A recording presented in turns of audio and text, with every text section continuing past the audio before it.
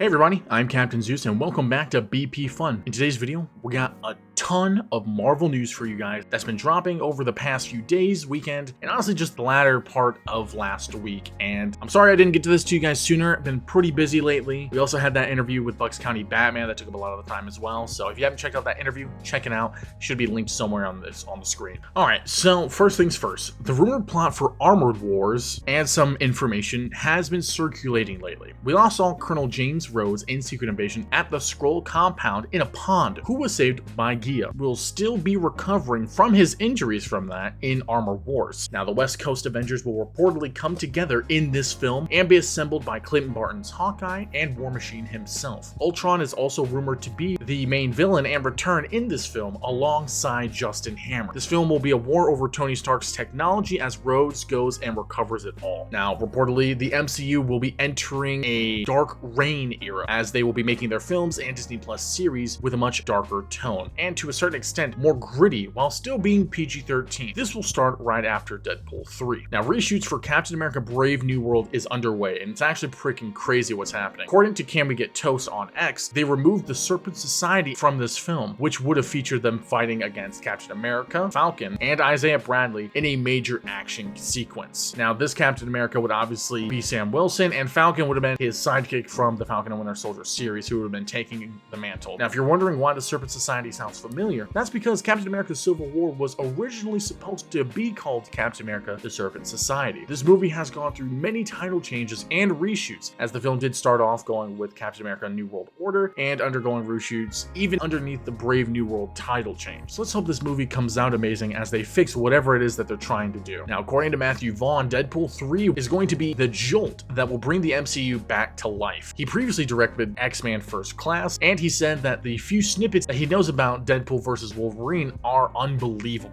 Now, tons of leaked images have been coming out from Daredevil Born Again. It's actually kind of ridiculous that there's so many leaks coming out. It's almost ruining the project for me. This has also been happening with Deadpool 3, that when they're filming on live sets, people just start posting images and videos of it like crazy. And honestly, this needs to stop. But I will show you some of the images that we have seen. So in the images that we see, it looks like Daredevil and Kingpin are having a nice chat or confrontation. Who knows what it'll be, considering that they know each other's identities. Now, also, Vincent looks very thin in these images, so maybe they'll CGI the fat onto him, or he's just going through some kind of skinny arc. But either way, I'm sure he's still going to look absolutely phenomenal in the series. Now, it also has been confirmed that Margarita Levieva, which I'm totally mispronouncing her last name, is confirmed to play Heather Glenn, which is Matt Murdock's current girlfriend in the series. And Royce Johnson is seemingly confirmed to return as Brett Mahoney, which I hope is true because I love the character in the Daredevil series and the growth that he had. Not only starting out as just like the regular, run-of-the-mill cop, going all the way up to detective. So I hope we do see more of him. Now, it's reported that according to My Time to Shine H, that John Watts will not return to direct Tom Holland's Spider-Man 4, which I think is great because the original 3 movies were such wasted potential and it was just absolutely boring, in my opinion. And that's something I could go over in a different video if you guys really want to hear my opinions on that, but I'm just glad John Watts is no longer involved. Now, Eternals fans might be able to see them return sooner than they think, as it is rumored that they'll have an episode in season 3 of the What If series titled What If the Eternals Never Stopped the Emergence, which, if we're being honest, that would basically be the end of Earth as we know it. So who knows how concrete that rumor is. I still think it would be super dope to see that. And we also have reports about some of the plot points for Eternals 2. Dina will be the temporary leader of the group, which isn't surprising after the events of the first one, as they try to go and rescue their comrades at the end credit scene. The World Forge will be featured in this movie. It's also the birthplace of Arishem, the Judge's creation, including the Eternals and the Deviants. The movie will be more cosmic than the first one and will supposedly release in 2027, which one, I think it being more cosmic is awesome because the only cosmic movies we really have are the Guardians of the Galaxy movies and the Marvels, which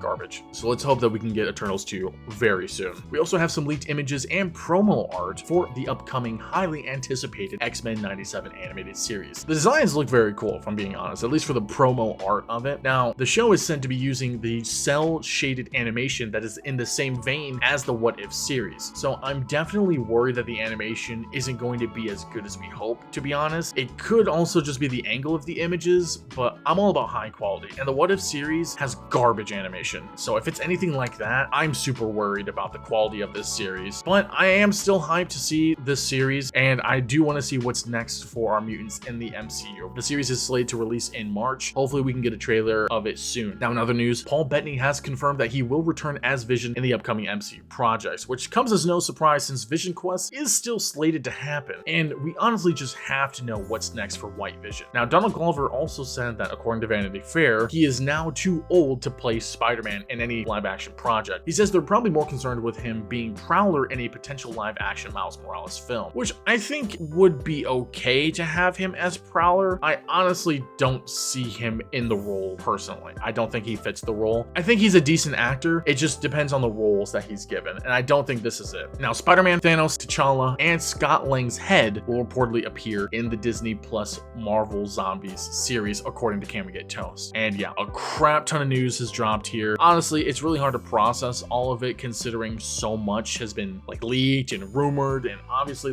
most of this stuff isn't confirmed yet, so we'll have to wait for confirmation. What do you guys think about all this Marvel news? Let me know in the comments below. And yeah, I'll catch you guys in the next video. See you.